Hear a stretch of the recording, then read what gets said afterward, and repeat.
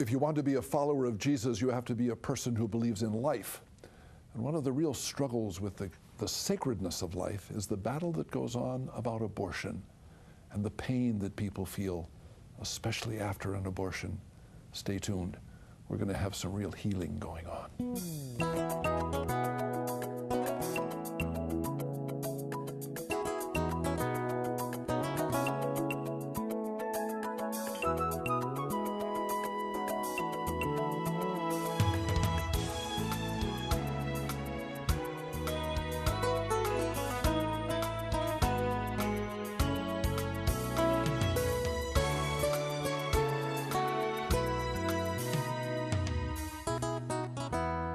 My name is Father Mike Manning. I'm a Catholic priest. This is a program in which we're trying to come to you with the challenge of Jesus entering into your life, not just with good feelings, but challenges that enter into your life with decisions that you have to start making as you listen to his teaching. One of those decisions is the struggle that we're going through with the importance of life in our world today, and the importance of trying to understand what should a Christian be saying and thinking about abortion. We have a wonderful guest with us. Michaeline, thank you so very much for coming and being with us today, all the way from San Diego. Thanks for having me. I appreciate driving up from San Diego. It's about 100 miles, huh? It is, 101. 101, okay, but who's counting, huh? Like that. But Michaeline, could you share with us a little bit about the passion that you feel in your heart now with trying to bring healing to people who have experienced abortion, and helping to perhaps give us hope from those experiences to getting a new perspective on abortion? Tell us about your own life. Could you? Yes. Well, you know, when I was a teenager, I felt that it was really important to have access to abortion for a woman to be able to complete her education, to move into her career. So the baby stood in the way of all of this in the womb. Well, could. Yes. Could. And so it's not surprising when I became pregnant at 18 that that's the first thing I thought about, was to have an abortion. And in my circumstances at the time, it was something my boyfriend was supportive of, as well as at the time I was competing and training in ballroom dancing and also training other dancers. And so it didn't really fit in with my life plan. And so I decided to have that abortion. To me, it seemed like the abortion would erase the pregnancy and I'd be able to move on with my life. But I wasn't able to do that. For me, it was immediate. I mean, in the clinic, I knew suddenly that if I had not had this abortion, there would be a child in another 7 months. And the reality of that loss began to set in, and I didn't really even know what to do with the emotions that I was feeling. And I had never met anyone or talked to anyone who had difficulty after an abortion, so I thought there was something wrong with me. We don't talk about that at all, do we? It's abortion. You've got that right, go for it. But there is an after effect that really can devastate your life. Absolutely. And so for me, I broke up with my boyfriend because he was a reminder. Within a couple months, made the decision to move from the studio I was at in the Midwest all the way to another studio in Hawaii to have a fresh start. But that didn't help. It didn't take me long to realize that the problem wasn't the location or the person that I was with. There was something inside of me that I couldn't come to terms with. And that difficulty grew over the years until I developed an eating disorder and began to actually start to think about hurting myself. I had this sense that what I had done was so wrong that I deserved to be punished. And since that punishment wasn't going to come from outside, it was something that I needed to do. But as those feelings and emotions spun out of control and then began to think more seriously, and actually one night attempted to hurt myself, I finally was desperate enough to reach out for help. Tell me a little bit about this, hurting yourself. Can I be inquisitive enough to say, what were you doing? How did that experience happen? Well, I had mentioned that I developed an eating disorder, yes. Bulimia. So and what is that? Yes. Tell us a little bit about that. It's a cycle of binging or eating way too much, and then times of not eating at all. That's for me And how also it expressed themselves. throwing up sometimes. I wasn't able to do that, so I just wouldn't eat. Oh, so you proved to yourself. Okay, yes. Gotcha.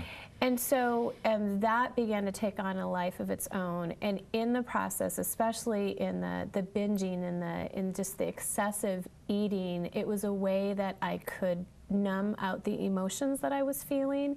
And it also seemed a way to punish myself. And I believe now, when I look back, it was also a way not to deal with the actual loss of the abortion, the grief that I was feeling over my child and my part in ending the life of my child. I ask you about that because certainly in relationship to abortion, but as I study the lives of young teenage girls, this is a big problem. This bulimia and this food problem, and now you're even speaking of the hurting yourself and somehow damaging yourself. And I hear this and I think, why? And there is a motivation that may be because of something that happened in the past. Yeah. Well, and there's a guilt that just pushes people to that terrible, terrible disfiguration of the gift of the body that God has given you. Absolutely. Well, I really felt that I didn't deserve to live.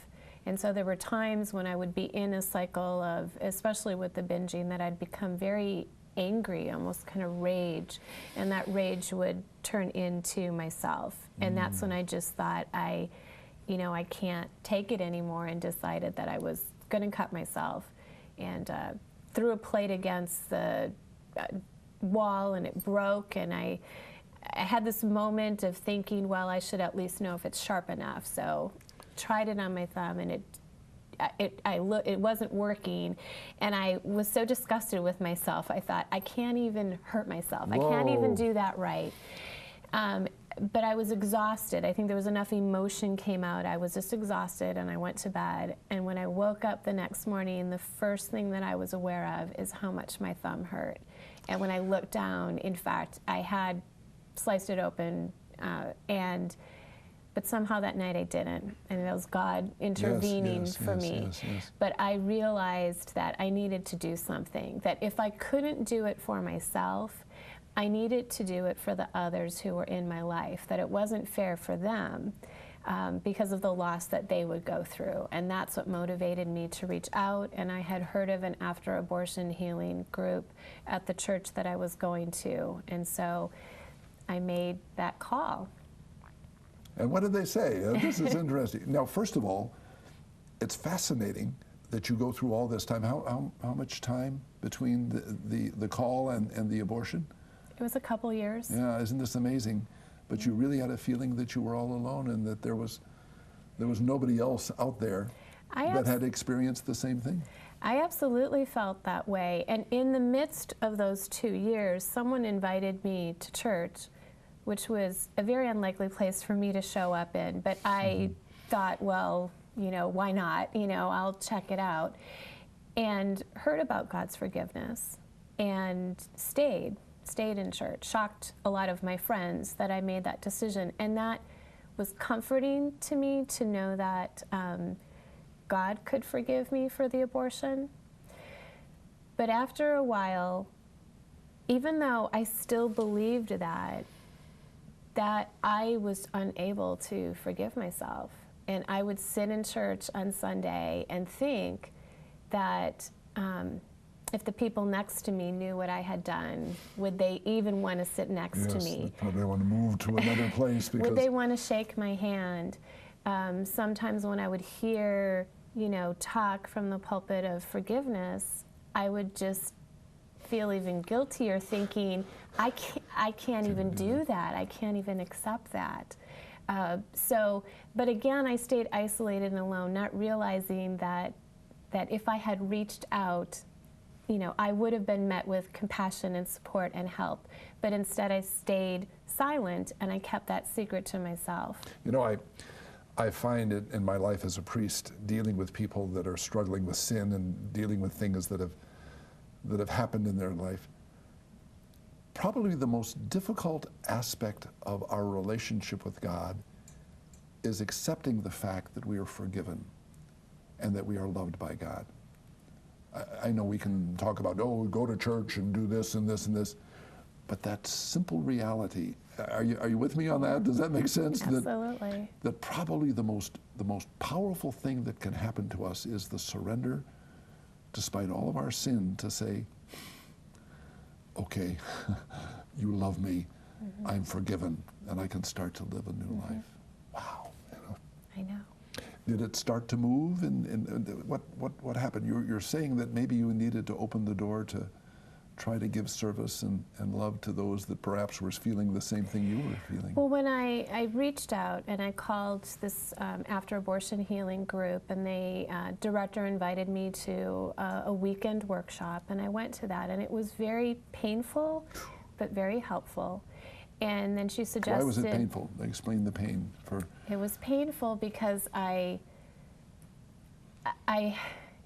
for that 2 or 3 day period, allowed myself to really, really look at the reality of what had happened, and came, even though I knew it, there's that point of you kind of keep pushing something back, and really began to grieve the loss of my child,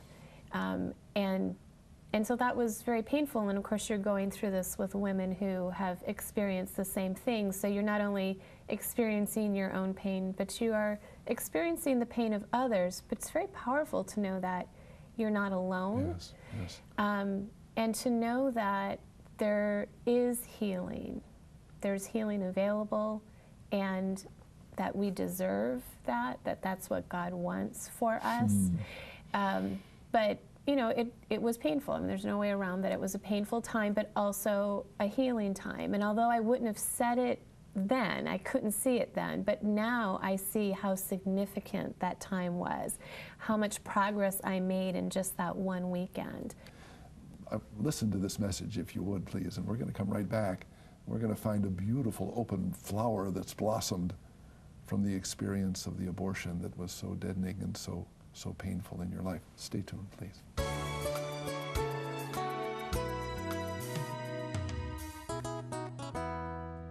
If you want to know God, you've got to be able to really get into the Bible. Whether it's the Hebrew Bible or the Christian Bible, we go into these words of God, and all of a sudden we experience God touching our life in a great way. One of the really contemporary ways of doing that is, well, certainly using that book, but also using a very contemporary way of expressing the Bible through a CD. I have a searchable Bible on the contemporary English version. I'd like to send this to you for your donation to help us continue our ministry here. It's a fabulous, fabulous experience that I've been using, to be honest with you, for several years, this very version. It's wonderful because you can go into this, and if you need to find a book, a chapter, a verse, you write that in, you punch search, and bam, it comes right up. You can then take that, because of the wonderful world of digital experience, and copy that into mails and other experiences.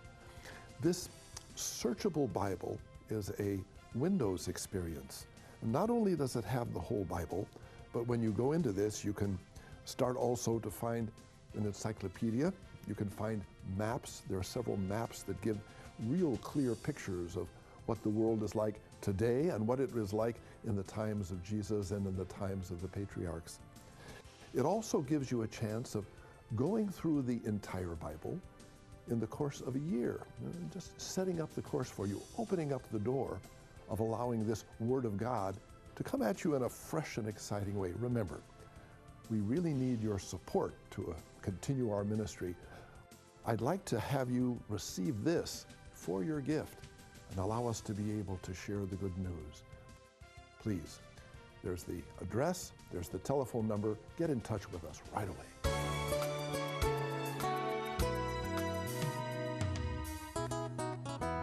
So you've gone through an abortion. You went through years of denial and running away from it. years of pain and perhaps not knowing what what life was about, despite all the ease with which society is saying, oh, an abortion, yeah, you know, it's legal, you know, get an abortion, and that's going to get rid of the problem that you're facing. But then something happened in a church experience in which you encountered a God who really loved you and who believed in you, and started to open up, as I mentioned, a flower perhaps that started to blossom, and maybe giving people the chance to smell something new and fresh in their lives. Tell us what happened. Tell us what was the next step that you moved on after you started to move into this healing from abortion. Well, and as I began then to move through the healing process, I began to think about other men and women like myself who may feel isolated and alone, having troubling emotions, perhaps to the extent that I was, but maybe not. Perhaps it would be something that maybe around the anniversary of the abortion or the due date, you know, they have some... The memory comes back. The memory comes back. There's sadness, unresolved feelings. Perhaps, you know, there was a young woman who was really pressured by family or her boyfriend or husband to have the abortion, and maybe there's a breach in relationship, or some resentment that resides there. So I began to really think about this and thought, what could I do to help? And the first thing that I thought is, well, since most of us keep this a secret and we remain silent, if I broke the silence, perhaps that would help. So the first thing that I began to do was to tell my story, to communicate to others that they weren't alone, and hopefully to give them a glimpse that there's healing that's available for them. Where did you go to do this? I first started with the group, the After Abortion Healing Group, and that began. I had some opportunities to speak to students, and in particular college students, and found out how much I loved working with that age group. Yes. And that then blossomed and grew into a whole ministry in and of itself. Now, for years, I have spoken quite regularly in college classes, human sexuality classes, or psychology classes, or women's studies, sharing my experience and talking about the experience of others. And so allowing the students to enter in at a different point, an experiential point with abortion.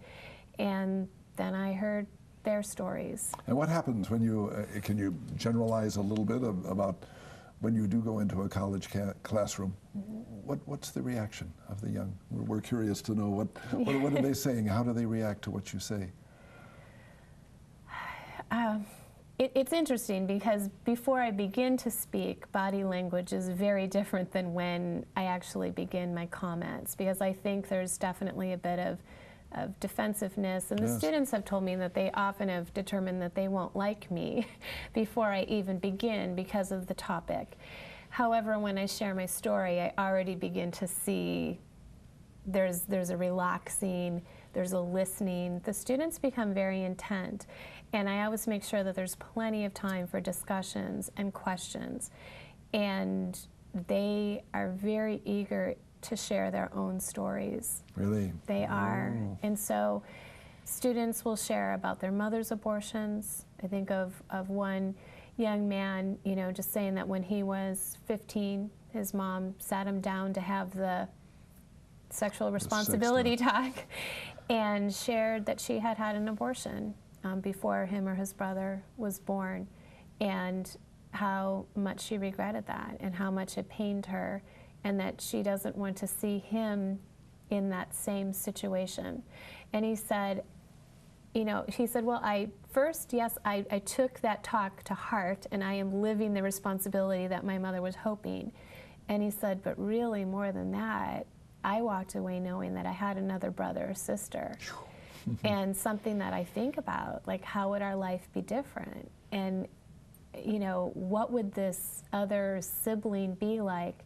He said, and then it also began to make sense to me, some of the sadness that my mom deals with, and sometimes some of the trouble. He described that she sometimes has trouble being really close with her children. And for him, a light went on, and he began to think perhaps that's part of the reason why. I heard a young man tell me recently that he was so concerned about his neighbor, which so touched me. This college student said they were close to this neighbor, and she had had an abortion a couple years ago, and that he had watched her change over that time, and his concern, but he doesn't know what to do about that or how he could possibly support her. And so I was thinking that, you know, these students are really sensitive about this, but often in the context of the abortion debate, you would never hear that or see that. But when there's a safe space to share stories and just begin to talk about how this impacts us and what we can do to help, there's a very different response. Tell me a little bit about the situation. You told us your decision to have an abortion. Do they share what are the pressures that go on in their lives, or what's the mentality of the young people who choose to have an abortion? What goes on in their minds? Well, and certainly, I mean, the circumstances can vary greatly. I hear from, you know, young students who just talk about how there's absolutely no way that their parents can know about this, that they could let them know. And so it's a desire to hide the pregnancy. Either because they don't want to disappoint or because they think that their parents will be very angry. Then you hear from those students who their parents pressured them greatly. They wanted to carry the child to term, but the parents had all the reasons why this was going to wreck their lives and exerted a lot of pressure on them, which you can imagine then both of those present obstacles in relationship beyond that between the adult child and the parent. For some young women, you know, they've shared that, you know, it's economic. They're afraid they won't finish college. So certainly at that age group, I think the reaction of the partner plays a big role in it.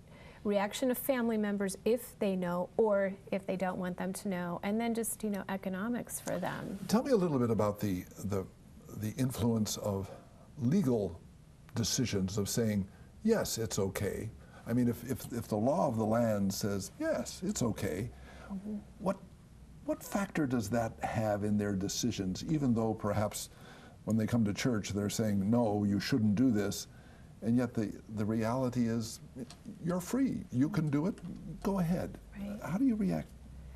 Does that make sense? Well, you know, for young people now, they've never known anything different. So I don't even hear that expressed, but I know that's just the status quo. That's just how it is. And that's a strategy, a solution, a way to deal with this particular problem. I'll also hear from students, as well as someone had written into the website abortionchangesyou.com recently that she had been raised where, you know, she always heard about pro-life and you should be pro-life, and, you know, that's what she heard. But then when she found herself in the situation of being pregnant, you know, it was a crisis for her, and she acted very differently than she thought that she ever would have. She would have said something very differently before the pregnancy.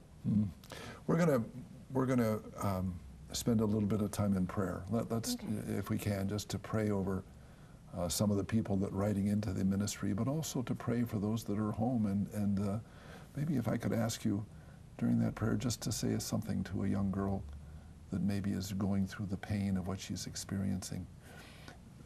Stay tuned, listen to this message, but we're going to come back and do a little bit of time of prayer.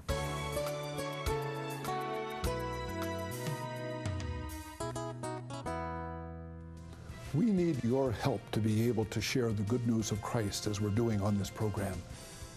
We need 800 people who are willing to give once a month to share in the blessings of bringing the gospel message around the world. Would you please be a member of the mighty 800? If we had 800 every month giving money, we'd be able to do it. And if you will, if you're willing to make that sacrifice in this really tough time financially in our world, and I know that it's going to take a great deal of faith because you've got all kinds of needs shouting at you, but if you will, I want to put your name right on our wall of recognition to say to those that are visiting us here at the Wordnet Center, look it, there's someone that really believes in the gospel message and is willing to make a pledge once a month. Please join us, the mighty 800.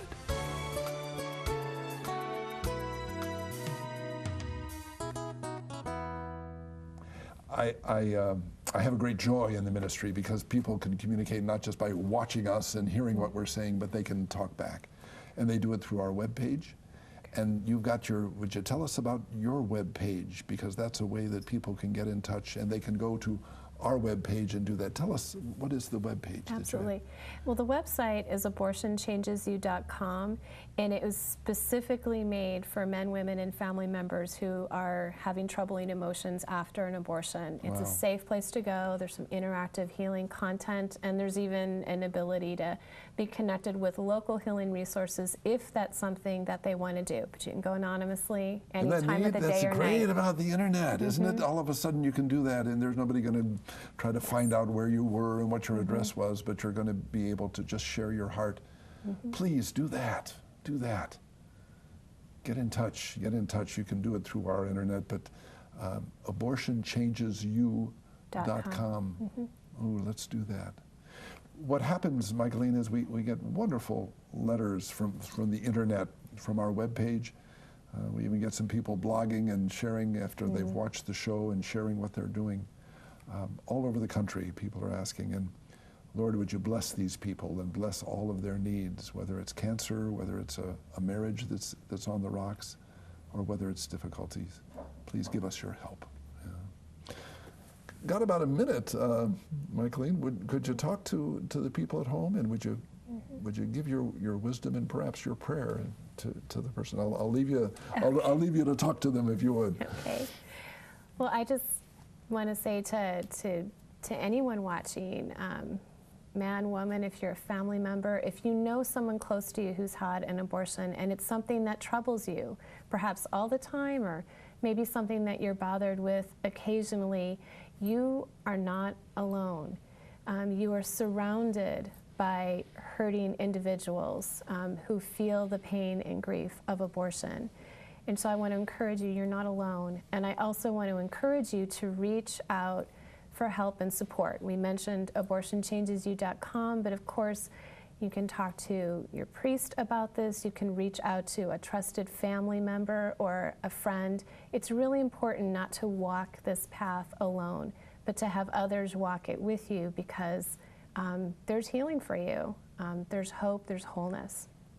God bless you, Michaeline. Thank you very much for sharing your heart for us, and thank you for bringing healing to many people. And thank you for listening, and may Jesus' love for you always make you smile. God bless you. Okay. Thank you for coming down and being with us. God bless you.